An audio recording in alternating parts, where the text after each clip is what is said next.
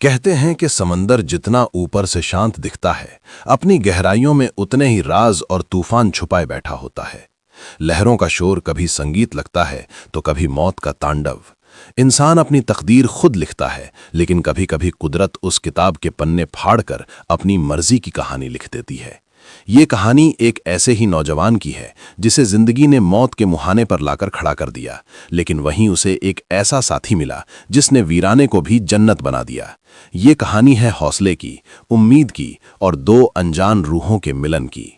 मयंक, उम्र 22 साल, कद काठी से एक आम भारतीय लड़का, सांवला रंग, आंखों में गरीबी की थकान, लेकिन सपनों की चमक बेहिसाब। वो बिहार के एक छोटे से गांव का रहने वाला था, जहां बिजली आए न आए लेकिन मुसीबतें रोज दरवाजा खटखटाती थीं। पिता बचपन में ही टीबी की बीमारी से गुजर गए थे और मां ने दूसरों के खेतों में काम कर करके मयंक को बड़ा किया था। मयंक जानता था कि अगर उसे अपनी मां को सुख देना है तो उसे उस गांव की धूल भरी पगडंडियों से बाहर निकलना होगा। बहुत भागदौड़, कर्जा और सिफारिशों के बाद मयंक को मुंबई की एक एजेंसी के जरिए एक इंटरनेशनल क्रूज शिप यानी सफाई की नौकरी मिल गई। क्रूज का नाम था द ओशन पर्ल। मयंक के लिए ये जहाज किसी तैरते हुए महल से कम नहीं था। वो दिन रात काम करता। अमीर लोग जश्न मनाते, शराब पीते और मयंक चुपचाप उनके झूठे गिलास उठाता, डेक की सफाई करता। वो अक्सर रात को छुपकर रेलिंग के पास खड़ा होता और काले समंदर को देखता, ये सोचकर कि एक दिन वो भी राजाओं जैसी जिंदगी जिएगा। लेकिन उसे नहीं पता था कि राजा बनने से पहले उसे बनवास काटना होगा। वो एक तूफानी रात थी। द ओशन पर्ल प्रशांत महासागर के बीचों बीच था।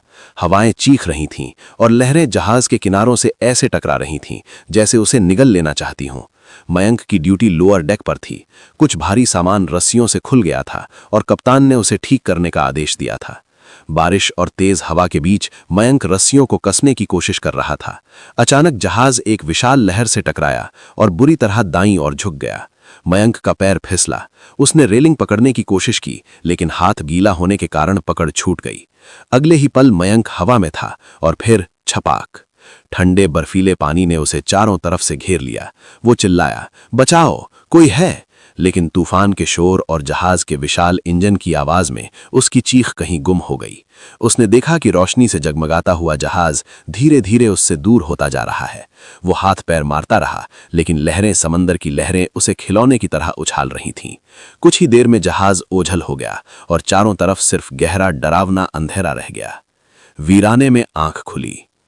कितने घंटे या शायद दिन वो पानी में बेहोश रहा उसे नहीं पता। जब उसकी आंख खुली तो उसे अपने गाल पर रेत की चुभन महसूस हुई। सूरज की तीखी धूप उसकी पीठ जला रही थी। मयंक ने खांसते हुए पानी उगला और मुश्किल से अपनी आंखें खोली। सामने नीला समंदर था और पीछे पीछे एक घना जंगली और सुनसान टापू। वो घिसटते हुए सूखी रेत पर आया और वहीं लेट गया। उसका पूरा शरीर दर्द से टूट रहा था। प्यास से गला ऐसा सूख गया था जैसे कांटे चुभ रहे हों। वो चिल्लाया, मां, लेकिन जवाब में सिर्फ लहरों का शोर और पक्षियों की डरावनी आवाजें आईं। मयंक समझ गया कि वो एक ऐसी जगह फंस गया है जहां मौत हर कदम पर उसका इंतजार कर रही है। वो टापू बेहद खूबसूरत था, लेकिन उसकी खूबसूरती जानलेवा थी। शुरुआती कुछ दिन मयंक के लिए नर्क से कम नहीं थे। वो एक सभ्य समाज से आया लड़का था जिसे सुपरमार्केट से खाना खरीदने की आदत थी, शिकार करने की नहीं। पहले 2 दिन उसने बिना पानी के गुजारे। उसका हलक सूख कर लकड़ी हो गया था। तीसरे दिन पागलों की तरह भटकते हुए उसे कुछ नारियल के पेड़ दिखे, लेकिन पेड़ इतने ऊंचे थे कि चढ़ना नामुमकिन था। उसने पत्थरों से मारकर नारियल गिराने की कोशिश की। घंटों की मेहनत के बाद एक नारियल गिरा। जब उसने उसे पत्थर से फोड़कर पानी पिया तो उसे लगा जैसे उसने अमृत पी लिया हो। वो वहीं रेत पर बैठकर रोने लगा, अपनी किस्मत पर, अपनी बेबसी पर। खाने के नाम पर उसे कुछ नहीं मिल रहा था। उसने किनारे पर मरे हुए केकड़े देखे। भूख इतनी ज्यादा थी कि उसने एक कच्चे केकड़े को पत्थर से कुचला और उसका मांस निगल गया। उल्टी आई, लेकिन उसने खुद को रोका। उसे जिंदा रहना था। दिन तो जैसे तैसे कट जाता, लेकिन रात होते ही टापू किसी राक्षस की तरह जाग उठता था। अजीब अजीब आवाजें आती थीं, कभी सूखी पत्तियों के चरमराने की आवाज तो कभी किसी जंगली जानवर की गुर्राहट। मयंक डर के मारे एक बड़े पत्थर की आड़ में दुबक कर सोता था।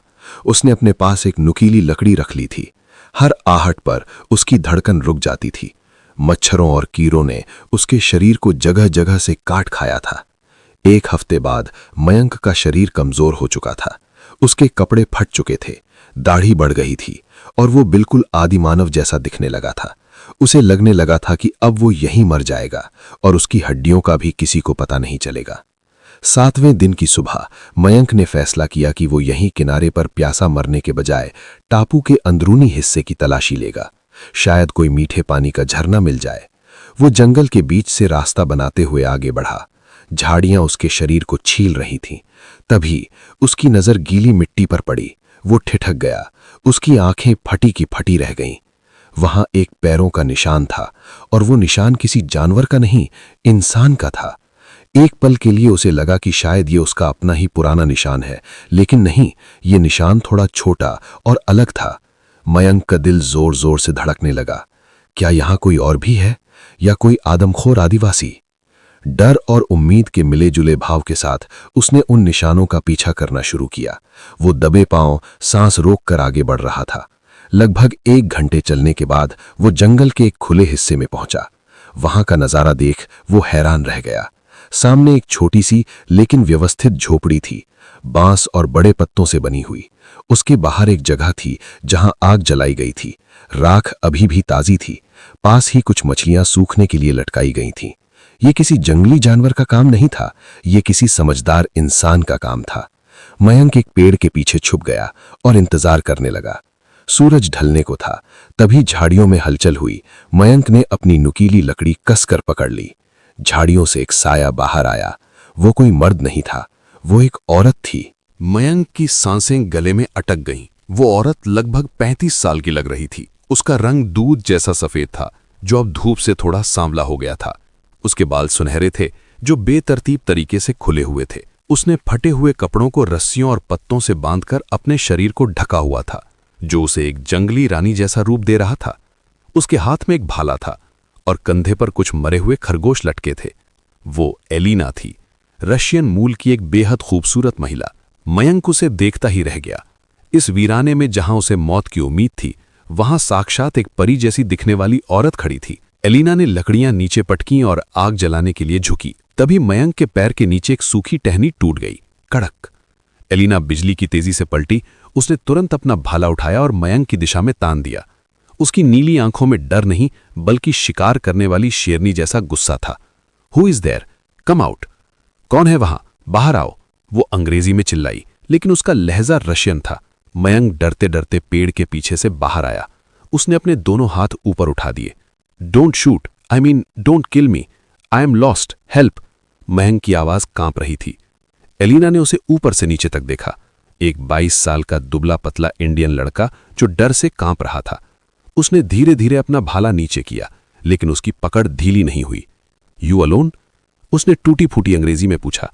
Yes yes, alone, ship accident, I fall down, Mayank ने इशारों में समझाया। एलिना की आंखों का भाव बदला। गुस्से की जगह अब उसमें हमदर्दी और एक अजीब सी राहत थी। राहत इस बात की कि अब वो अकेली नहीं थी।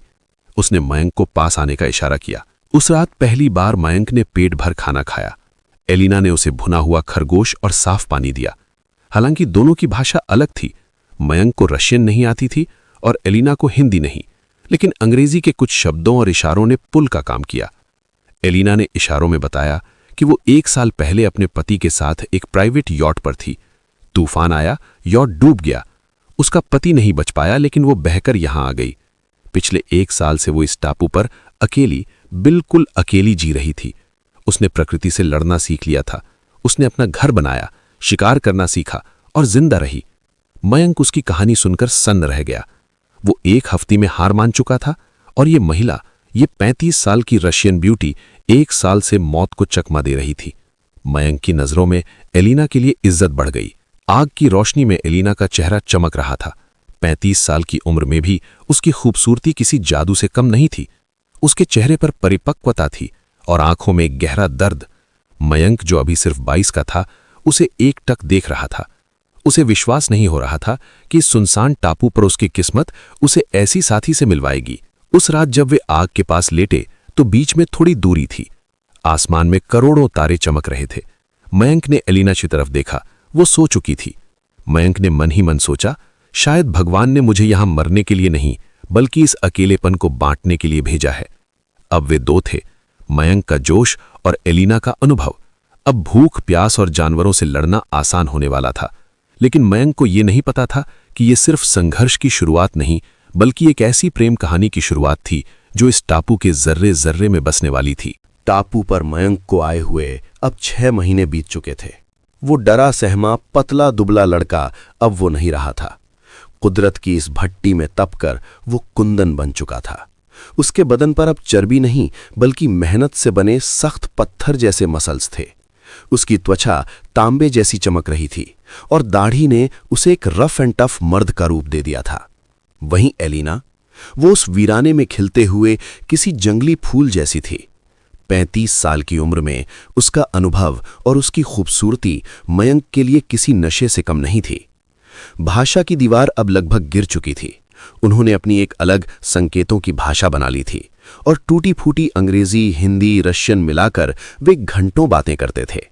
दोपहर का समय था, सूरज सिर पर था, लेकिन नारियल के पेड़ों की छांव में ठंडक थी। मयंक और एलिना ने मिलकर नारियल का तेल निकाला था। टापू पर मच्छरों और खारे पानी से त्वचा को बचाने का यही एकमात्र तरीका था। एलिना अपनी झोपड़ी के बाहर एक चट्टान पर पेट के बल लेटी हुई थी। उसकी पीठ सूरज की रोशनी में चमक रही थी। Mayank, my back hurts, can you? Elina ने अपनी गर्दन थोड़ी घुमाकर मयंक की ओर देखा। उसकी नीली आंखों में एक अजीब सी कशिश थी। मयंक, जो पास ही लकड़ी छील रहा था, रुका। उसका गला सूख गया। उसने हथेली पर थोड़ा नारियल तेल लिया। जैसे ही उसने एलिना की कमर पर अपने सख्त हाथ रखे, एलिना के बदन में एक हल्की सी सिहरन दौड़ गई। आह! उसके मुंह से निकली एक हल्की सी सिसकी ने मयंक के कानों को गर्म कर दिया। मयंक के हाथ उसकी पीठ पर गोल गोल घूम रहे थे। उसकी उंगलियां एलिना की रीढ़ की हड्डी के हर मनके को महसूस कर रही थीं। माहौल में सन्नाटा था, सिर्फ उनकी सांसों की आवाज और दूर लहरों का शोर था। एलिना ने धीरे से कहा, तुम्हारे हाथ अब बहुत मजबूत हो गए हैं मयंक। जब तुम आए थे तुम बच्चे थे, अब। मयंक झुका और उसके कान के पास फुसफुसाया, अब मैं क्या हूं एलिना? एलिना ने पलटकर मयंक की आंखों में देखा। उनके चेहरे इंच भर की दूरी पर थे। मयंक की आंखों में वो भूख थी जो खाने के लिए नहीं बल्कि एलिना के लिए थी। एलिना ने अपना हाथ मयंक के सीने पर रखा, जहां उसका दिल हथौड़े की तरह धड़क रहा था। अब तुम वो हो जो मुझे सुरक्षित महसूस कराता है, एलिना ने कहा। वो पल वहीं थम गया था। मयंक झुकने ही वाला था कि तभी एक बंदर ने पेड़ से नारियल गिरा दिया और वे दोनों एकदम से हड़बड़ाकर अलग हो गए। दोनों हंस पड़े, लेकिन उस हंसी के पीछे छुपा तनाव और आकर्षण अब साफ था। टापू के बीचों बीच एक छोटा सा मीठे पानी का झरना था, जहां वे दोनों नहाने और पानी भरने जाते थे। एक शाम जब वे वहां थे, अचानक मूसलाधार बारिश शुरू हो गई। टापू की बारिश किसी प्रलय से कम नहीं होती थी। वे भागकर एक छोटी गुफा की आड़ में छिप गए। गुफा छोटी थी और बारिश की बौछारें अंदर आ रही थीं। ठंड अचानक बहुत बढ़ गई। एलिना कांपने लगी। उसके भीगे हुए कपड़े उसके शरीर से चिपके हुए थे, जो उसकी खूबसूरती को और उभार रहे थे। मयंक ने देखा कि एलिना ठंड से ठिठुर रही है। उसने बिना कुछ सोचे उसे अपनी बाहों में भर लिया। तुम्हें ठंड लग रही है, मयंक ने कहा। उसकी बाहों की गर्मी एलिना को किसी कंबल जैसी लगी। एलिना ने विरोध नहीं किया। वो मयंक के चौड़े सीने में समा गई। 22 साल के उस नौजवान की गर्मी ने 35 साल की एलिना के अंदर सोए हुए अरमानों को जगा दिया। मयंक, एलिना ने उसकी छाती पर सिर रखकर कहा, क्या हम कभी वापस जा पाएंगे? मयंक ने उसकी गीली लटों को उसके चेहरे से हटाया। उसकी उंगलियों का स्पर्श एलिना के गालों पर आग लगा गया। अगर हम नहीं भी गए तो मुझे गम नहीं होगा एलिना। जब तक तुम साथ हो, ये टापू ही मेरी दुनिया है। मयंक की आवाज भारी और नशीली थी। एलिना ने सिर उठाया। बिजली कड़की और उस रोशनी ने उसने मयंक की आंखों में बेइंतहा प्यार देखा। उम्र का फासला, देश का अंतर, सब उस बारिश में धुल गया। एलिना ने धीरे से अपने होंठ मयंक के होठों के करीब किए। वे उनका पहला चुंबन था। न जल्दबाजी थी, न हवस। वो प्यास थी, 1 साल के अकेलेपन की प्यास। मयंक ने एलिना को और कसकर भींच लिया। उस अंधेरी गुफा में, बाहर गरजते तूफान के बीच, उनके अंदर का तूफान कहीं ज्यादा तेज था। उस रात उन्होंने सिर्फ शरीर ही नहीं बल्कि अपनी रूहें भी एक दूसरे को सौंप दी। उस रात उन्होंने एक दूसरे को बताया कि वे अब दो नहीं, एक है। उस बरसात की रात के बाद उनके बीच की हिचकिचाहट खत्म हो गई थी। अब वे एक प्रेमी जोड़े की तरह रहते थे। वे एक ही बिस्तर जो सूखी घास और पत्तों से बनी थी उस पर सोते थे। रातें अब डरावनी नहीं बल्कि रोमांटिक हो गई थीं। अक्सर रात को जब पूरा टापू सो जाता, वे समुद्र किनारे रेत पर लेटते। पूरा आसमान तारों से भरा होता था। मयंक एलिना के हाथ को अपने हाथ में लेकर खेलता रहता। तुम्हें पता है एलिना, मयंक ने एक रात कहा, मेरे गांव में लोग कहते थे कि बड़ी उम्र की औरतें सख्त होती हैं, लेकिन तुम मोम जैसी हो। एलिना हंस पड़ी। उसकी हंसी घंटियों जैसी गूंजी। उसने मयंक के ऊपर चढ़कर उसकी आंखों में देखा। उसके बाल मयंक के चेहरे पर गिर रहे थे। और तुम जानते हो मयंक, रशियन कहानियों में राजकुमार हमेशा घोड़े पर आता है, लेकिन मेरा राजकुमार लहरों पर बहकर आया। उसने झुककर मयंक के माथे को चूमा। क्या तुम्हें मेरे 35 साल के होने से फर्क नहीं पड़ता? एलिना ने अचानक गंभीरता से पूछा। ये सवाल उसे अंदर ही अंदर खाता था। मयंक ने उसे पलटकर नीचे किया और उसके ऊपर आ गया। उसने एलिना की आंखों में गहराई से देखा। एलिना, यहाँ कोई कैलेंडर नहीं है, कोई घड़ी नहीं है। यहाँ सिर्फ तुम हो और मैं। तुम्हारी झुर्रियां भी मुझे उतनी ही प्यारी होंगी जितना तुम्हारा ये चेहरा। मैं तुम्हें चाहता हूं, तुम्हारी उम्र को नहीं। एलिना की आंखों से एक आंसू गिरा, जिसे मयंक ने अपने होठों से पी लिया। उस रात का रोमांस धीमा और गहरा था। हर स्पर्श में एक वादा था, कभी न छोड़ने का वादा। वे घंटों एक दूसरे की बाहों में लिपटे रहे, बातें करते रहे और प्यार करते रहे। अब उनके दिन भी रोमांस से भरे होते थे। शिकार पर जाते वक्त मयंक जानबूझकर एलिना को छेड़ता। कभी पानी में उसे धक्का दे देता तो कभी एलिना उसे पकड़कर रेत में गिरा देती। एक बार एलिना पेड़ से फल तोड़ रही थी। उसका हाथ नहीं पहुंच रहा था। मयंक ने पीछे से कमर से पकड़कर उसे हवा में उठा दिया। Got it? मयंक हंसा। Put me down you strong beast, Elina ने हंसते हुए कहा। लेकिन उतरने के बाद उसने मयंक को कसकर गले लगा लिया। वे जंगल के राजा और रानी बन चुके थे। उन्होंने एक छोटी सी दुनिया बसा ली थी। एलिना मयंक को रशियन गाने सिखाती और मयंक उसे हिंदी फिल्मों के रोमांटिक डायलॉग। जब एलिना टूटी फूटी हिंदी में कहती, मैं तुमसे प्यार करती हूं, तो मयंक को लगता कि उसे दुनिया का सबसे बड़ा इनाम मिल गया है। करीब 2.5 साल बीत चुके थे। उनका प्यार अब बहुत गहरा हो चुका था। वे भूल चुके थे कि बाहरी दुनिया भी है। उन्हें लगने लगा था कि वे यहीं बूढ़े होंगे और यहीं मरेंगे। लेकिन तकदीर को कुछ और मंजूर था। एक दिन मयंक और एलिना टापू के उस हिस्से में गए जहां वे पहले कभी नहीं गए थे। टापू का उत्तरी छोर, जहां चट्टानें बहुत नुकीली थीं और लहरें बहुत खतरनाक। वे नए किस्म के फलों की तलाश में वहां पहुंचे थे। चट्टानों के बीच चलते हुए मयंक का पैर किसी धातु की चीज से टकराया। आउच! मयंक ने पैर पकड़ लिया। एलिना दौड़ कर आई। क्या हुआ? उन्होंने नीचे देखा। रेत में कुछ दबा हुआ था। मयंक ने हाथों से रेत हटाई। वो एक जंग लगा हुआ लोहे का संदूक था। दोनों ने एक दूसरे को देखा। धड़कनें तेज हो गईं। ये किसी पुरानी जहाज का मलबा लग रहा था। काफी मशक्कत के बाद उन्होंने संदूक खोला। अंदर कपड़े गल चुके थे, लेकिन एक चीज सुरक्षित थी, एक चमड़े की डायरी और एक वाटरप्रूफ नक्शा। एलिना ने कांपते हाथों से डायरी उठाई। वो अंग्रेजी में थी। ये किसी पुराने नाविक की डायरी थी जो 1980 में यहां फंसा था। एलिना ने आखिरी पन्ना पढ़ा और उसका चेहरा सफेद पड़ गया। डर से उसकी आंखें फैल गईं। क्या हुआ एलिना? क्या लिखा है? मयंक ने पूछा। एलिना ने धीरे से मयंक की ओर देखा। उसकी आवाज कांप रही थी। मयंक, इसमें लिखा है कि ये टापू एक डेड जोन है। यहां हर 5 साल में एक सुपर साइक्लोन, महाविनाशकारी तूफान आता है जो पूरे टापू को पानी में डुबो देता है। और उसने पन्ने को देखा और गणना की। और वो 5 साल अगले महीने पूरे होने वाले हैं। मयंक, हमारे पास सिर्फ 30 दिन हैं। अगर हम 30 दिन में यहां से नहीं निकले तो हम सब मारे जाएंगे। ये पूरा टापू समंदर के नीचे चला जाएगा। दोनों के पैरों तले जमीन खिसक गई। उनका स्वर्ग, उनका प्यार, सब कुछ 1 महीने में खत्म होने वाला था। अब सवाल सिर्फ घर जाने का नहीं था, अब सवाल जिंदा रहने का था। समंदर शांत था, लेकिन उनकी जिंदगी में अब तक का सबसे बड़ा तूफान आने वाला था। हाथ में वह पुरानी डायरी थी जिसमें आने वाले महाविनाश की चेतावनी लिखी थी। मयंक का चेहरा पसीने से तरबतर था। 30 दिन, सिर्फ 30 दिन बचे थे उस सुपर साइक्लोन को आने में जो इस पूरे टापू को निगलने वाला था। मयंक का दिमाग तेजी से दौड़ रहा था कि कैसे नाव बनाई जाए, कैसे निकला जाए। तभी उसने देखा कि एलिना का चेहरा सफेद पड़ गया है, लेकिन वो डायरी की वजह से नहीं बल्कि किसी और वजह से घबराई हुई लग रही थी। एलिना ने कांपते हाथों से मयंक की हथेली पकड़ी। उसने मयंक के खुरदरे और मजबूत हाथ को धीरे से अपने पेट पर रखा। मयंक, उसकी आवाज बहुत धीमी थी, हमें यहां से निकलना ही होगा, सिर्फ मेरे लिए नहीं और न सिर्फ तुम्हारे लिए। मयंक ने हैरानी से उसकी आंखों में देखा। क्या मतलब? एलिना की आंखों में आंसू भर आए, लेकिन होठों पर एक ममता भरी मुस्कान थी।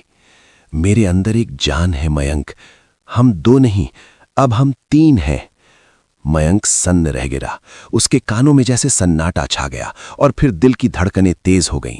उसने अपने हाथ के नीचे एलिना के पेट की हल्की गर्माहट महसूस की। एक 22 साल का लड़का जो खुद को अभी भी दुनिया की नजर में बच्चा समझता था, पल भर में एक पिता बन गया। उसने एलिना को कसकर गले लगा लिया। उसकी आंखों से खुशी और डर के मिले जुले आंसू बह निकले। मैं तुम्हें कुछ नहीं होने दूंगा एलिना, न तुम्हें और न हमारे बच्चे को। हम जाएंगे और हम जिंदा बचेंगे। अब ये लड़ाई सिर्फ अस्तित्व की नहीं थी, ये वंश बचाने की लड़ाई थी। अगली सुबह से ही मयंक के अंदर एक अलग ही ऊर्जा आ गई थी। उसने जंगल के सबसे मजबूत और हल्के पेड़ों को काटना शुरू किया। एलिना अपनी हालत के बावजूद उसकी मदद कर रही थी। उन्होंने फैसला किया कि वे एक साधारण राफ्ट नहीं बल्कि एक कटामरान यानी 2 नावों को जोड़कर बनाई गई नाव बनाएंगे, क्योंकि वो तूफानी लहरों में पलटती नहीं है। उन्होंने पेड़ों के तनों को लताओं और नारियल की रस्सियों से बांधा।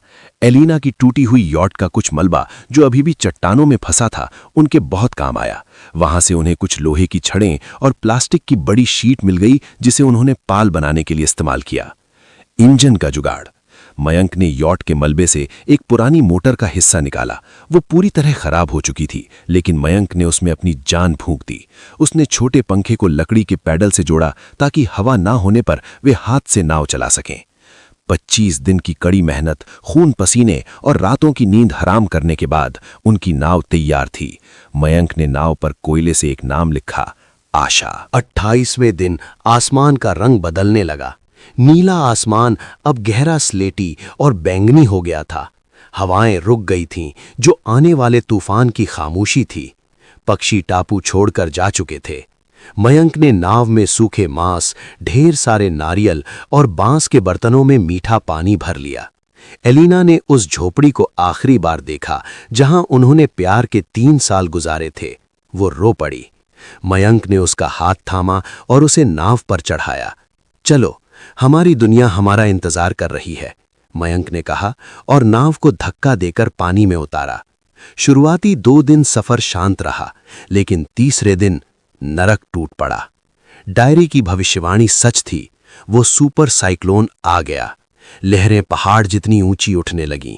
आसमान में बिजली ऐसे कड़क रही थी जैसे दुनिया खत्म हो रही हो। उनकी छोटी सी नाव आशा तिनके की तरह उछल रही थी। एलिना, नीचे झुक जाओ, मयंक चिल्लाया। आवाज बादलों की गर्जन में दब गई।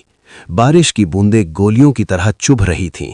मयंक ने खुद को रस्सियों से बांध लिया था ताकि वो बह न जाए, और एलिना को नाव के बीचों बीच एक सुरक्षित हिस्से में रस्सियों से जकड़ दिया। एक विशाल लहर आई और नाव को लगभग 90 डिग्री पर खड़ा कर दिया। एलिना, चीखी। मयंक ने पूरी ताकत से पतवार संभाली। मैं यहां हूं, डरो मत। पूरी रात वे मौत से लड़ते रहे। मयंक का शरीर छिल चुका था। एलिना प्रार्थना कर रही थी। मयंक ने एलिना के पेट पर हाथ रखकर कसम खाई थी कि वो हार नहीं मानेगा, और कुदरत को उस बाप के हौसले के आगे झुकना पड़ा। तूफान गुजर गया, लेकिन वे भटक गए थे। अगले 4 दिन वे खुले समंदर में बिना दिशा के तैरते रहे। पानी खत्म हो चुका था। एलिना बेहोशी की हालत में थी। मयंक के होठ फट चुके थे। गला रेत जैसा सूखा था। उसे मति भ्रम होने लगा था। उसे अपनी मां की आवाज सुनाई दे रही थी। 7वें दिन की सुबह मयंक की आंखें धुंधली थीं। उसने क्षितिज पर एक काला धब्बा देखा। उसे लगा वो कोई बादल है, लेकिन वो धब्बा बड़ा होता गया। फिर एक आवाज गूंजी, भोंपू की आवाज। मयंक ने अपनी बची खुची ताकत इकट्ठा की। उसने अपनी फटी हुई शर्ट उतारी और उसे डंडे पर लगाकर लहराने लगा। उसके गले से आवाज नहीं निकल रही थी। Help, help! वो एक विशाल कार्गो शिप था जिस पर भारतीय झंडा लहरा रहा था। जहाज के क्रू ने उन्हें देख लिया। जब मयंक ने देखा कि एक छोटी मोटर बोट उनकी तरफ आ रही है तो वो एलिना की तरफ पलटा। एलिना, उठो, हम बच गए, हम घर जा रहे हैं। और इसके साथ ही मयंक एलिना के पैरों में गिरकर बेहोश हो गया। आंख खुली तो सफेद छत थी और फिनाइल की खुशबू। मयंक चेन्नई के एक अस्पताल में था। उसके हाथ में ड्रिप लगी थी। एलिना, वो झटके से उठा। नर्स दौड़कर आई। शांत हो जाइए सर, आप सुरक्षित हैं, आपकी पत्नी भी ठीक है। थोड़ी देर बाद उसे एलिना के कमरे में ले जाया गया। एलिना बिस्तर पर लेटी थी, कमजोर लेकिन मुस्कुरा रही थी। डॉक्टर्स ने बताया कि बच्चा एकदम सुरक्षित है। यह किसी चमत्कार से कम नहीं था। यह खबर मीडिया में आग की तरह फैल गई। 3 साल से लापता भारतीय लड़का और रशियन महिला की जादुई वापसी। अस्पताल के बाहर भीड़ थी और उस भीड़ में सबसे आगे एक बूढ़ी औरत थी, मयंक की मां। जब मां कमरे में आई तो मयंक फूट फूट कर रोया। मां ने अपने बेटे को गले लगाया और फिर एलिना को देखा। एलिना ने डरते डरते हाथ जोड़े। नमस्ते मां जी। मां ने एलिना का माथा चूमा और कहा, तूने मेरे बेटे को यमराज से छीना है। तू मेरी बहू नहीं, बेटी है। एलिना को भाषा समझ नहीं आई लेकिन भाव समझ आ गए। वो भी रो पड़ी। धीरे धीरे समय करवट बदलता है। 5 साल कैसे बीत जाते हैं पता ही नहीं चलता। अब हम गोवा का एक शांत समुद्र तटीय बंगला देखते हैं जहां एक 4 साल की प्यारी सी बच्ची, जिसके बाल सुनहरे थे लेकिन आंखें मयंक जैसी काली थीं, रेत पर दौड़ रही थी। पापा पापा पकड़ो मुझे, वो हिंदी और रशियन मिक्स करके बोल रही थी। मयंक, जो अब 30 साल का एक हैंडसम बिजनेसमैन लग रहा था, उन्होंने अपनी कहानी पर किताब लिखी और एक रिजॉर्ट खोला था। मयंक दौड़कर आया और बच्ची को हवा में उछाल दिया। आ गई मेरी तारा। पीछे वरामदे में एलिना खड़ी थी। अब वो 4 साल की थी लेकिन उसके चेहरे की चमक और बढ़ गई थी। उसने साड़ी पहनी हुई थी जो उस पर बहुत जच रही थी। मयंक बच्ची को लेकर एलिना के पास गया। उसने एक हाथ से बच्ची को और दूसरे हाथ से एलिना को गले लगाया। सामने वही समंदर था, वही लहरें, लेकिन अब वो समंदर डरावना नहीं था। मयंक ने एलिना के कान में कहा, उस दिन अगर मैं जहाज से नहीं गिरता तो मेरी जिंदगी की सबसे खूबसूरत गलती कभी नहीं होती। एलिना मुस्कुराई और अपना सिर उसके कंधे पर रख दिया। सूरज डूब रहा था और उनकी छोटी सी दुनिया प्यार की रोशनी से जगमगा रही थी। दोस्तों, ये कहानी साबित करती है कि प्यार की कोई भाषा, उम्र या सरहद नहीं होती, और जब किसी के पास जीने की वजह हो तो वो मौत को भी हरा सकता है।